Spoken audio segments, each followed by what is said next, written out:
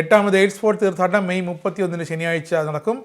എയ്ഡ്സ്ഫോർഡിൽ ശനിയാഴ്ച നടക്കുന്ന എട്ടാമത് കർമ്മലനാഥയുടെ തീർത്ഥാടനത്തിന് വിപുലമായ ഒരുക്കങ്ങൾ പൂർത്തിയായി.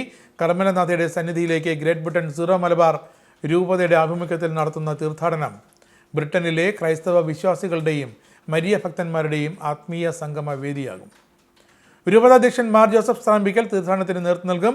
രൂപതയുടെ ലണ്ടൻ, കാൻറ്റർബറി റീജിയനുകളും Aylesford Our Lady of Mount Carmel മിഷനുമാണ് തീർത്ഥാടനത്തിൻ്റെ ചുമതല വഹിക്കുന്നത്.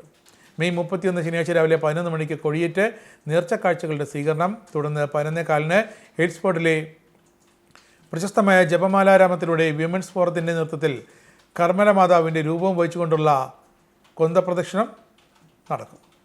12:15 SMYM രൂപത മ്യൂസിക് ബാൻഡിൻ്റെ ലൈവ് മ്യൂസിക്കൽ പെർഫോമൻസ്. ഉച്ചയ്ക്ക് രൂപതാധ്യക്ഷൻ മാർ ജോസഫ് സ്രാമ്പിക്കലിൻ്റെ മുഖ്യ കാർമ്മികത്വത്തിൽ രൂപതയിലെ വൈദികർ അർപ്പിക്കുന്ന ആഘോഷമായ വിശുദ്ധ കുർബാന അടക്കം നടക്കും.